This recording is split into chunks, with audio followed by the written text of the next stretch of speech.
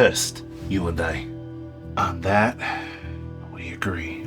Finally, common ground. Okay. Step aside. Give me my license. Made out and made. The Mac 11 guy. It's just a fucking license, just a fucking Mac 11. Not just a Mac 11. The Salt. Yeah. When you messed up that EAA contract, I lost everything.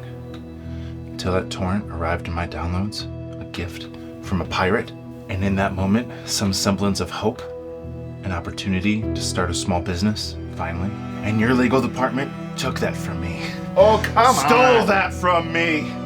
Killed that from me! You know, people keep asking why I haven't posted, and I really haven't had an answer. But now, yeah, I'm thinking I'm back. So you can either hand over my license or get torrented into oblivion. Bleed.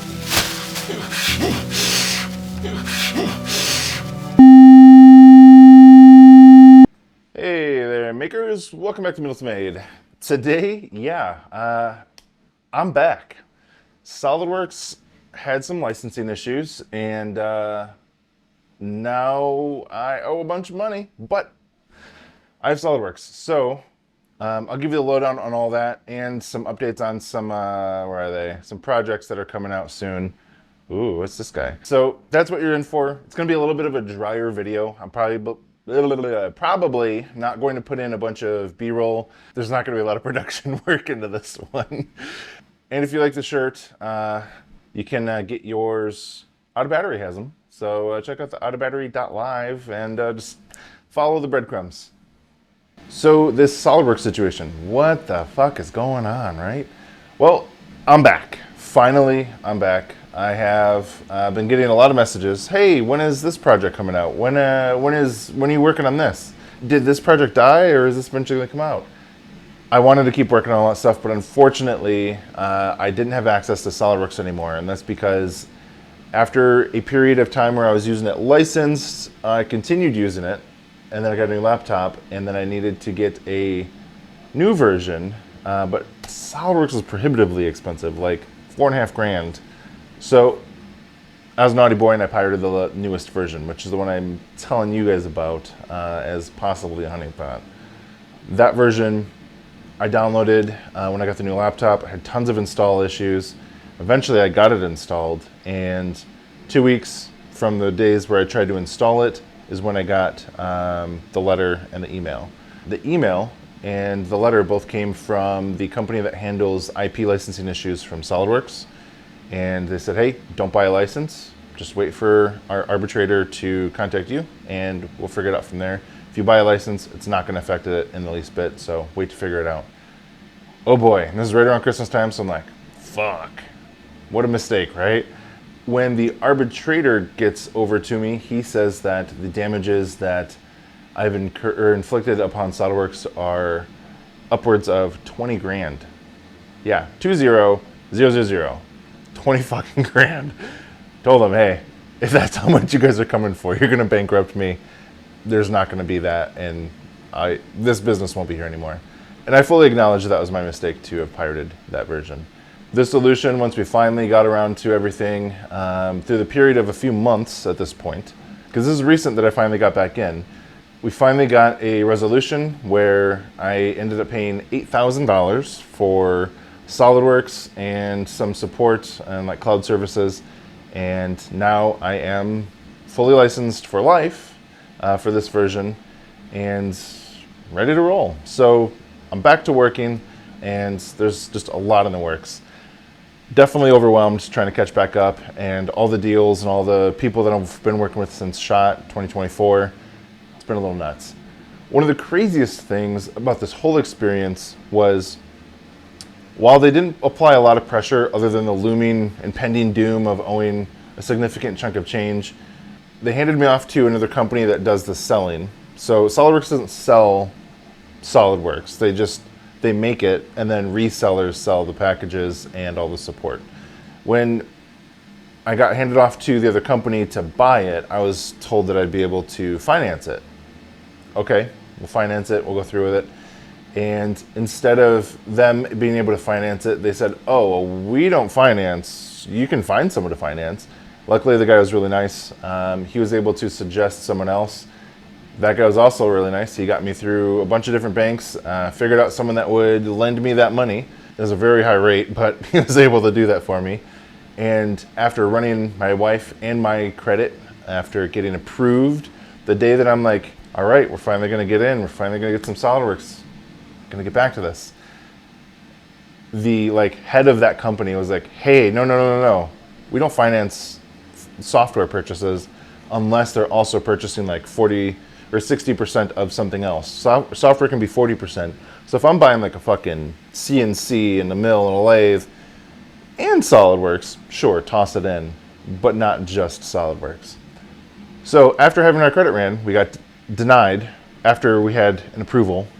Talk to your local credit unions if you get in these situations, because eventually I was able to work with a local lady here. She rocks. Every time I've had an issue, she's been able to find some sort of way to help me out. So my local credit union was able to just do some magic, and now it's taken care of. I still owe that amount to the bank now, but at least it's something local, and the main issue is taken care of. So yeah, TLDR, if you're pirating SolidWorks, switch to something else. I did go in and I did do the proper thing of shutting off the fire or turning the firewall to block that, and doing everything offline. I don't know. It's still called back home, so they found out somehow.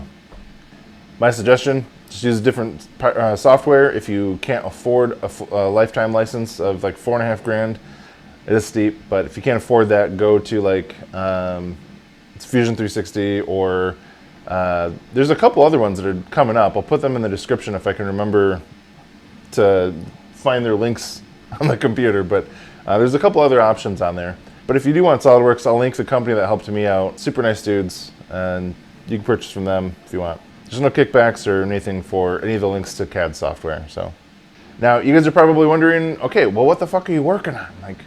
What are you going to be doing now? I am a little bit overwhelmed, so I'm trying to push some stuff out.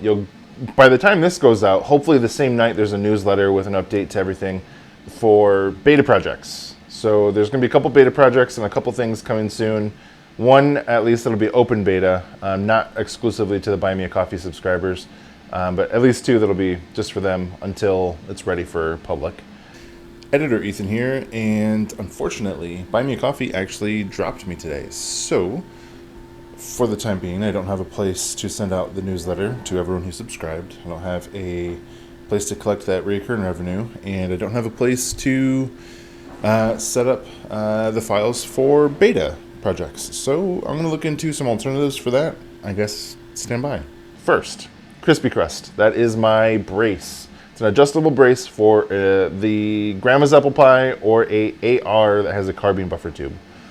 You'll see this guy up here. Where are you? Right here? Yeah. So this is a BCM stock. That's kind of what I inspired some of the shapes on, so it should be a little bit more aesthetic as a brace. It should look a little bit better like a stock, but it has the cutouts and everything to fit your arm pretty damn well, honestly. And the strap. I'm using Phase 5 straps for all of my braces, so that's at least what I'm using. If you want to build the Crispy Crust and have a strap on it, I would pick up one of those. I'm not affiliated with Phase 5, just like their products. That one will be in a closed beta on Buy Me a Coffee. Just got to get some testing done.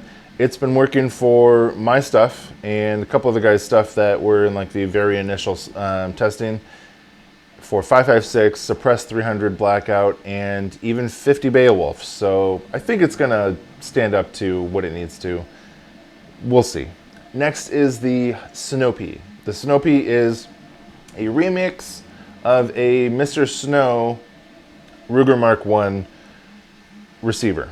The tube up on top, basically. The weird thing about the Ruger Mark I's is the tube is the regulated part, not the grip. The grips you can get from everygunpart.com. There may be some stuff on middletonmade.com/deals. Who knows? If you do find anything on there, you can go to that website and you can pick up the Mark I kit. It'll also be linked in the README for the beta testers and when it goes public. But that's where you can get the grip with the trigger doodad and all the other parts that you need in order to build it. I'm excited about this one because there's a few different versions. There's a short, little compact one, couple inch barrel, then a longer one, then a target one with a couple different variations, including one that might be a little more unique. I'm also trying something new. So on the project you see right here and on this one, I'm doing M-lock on the top.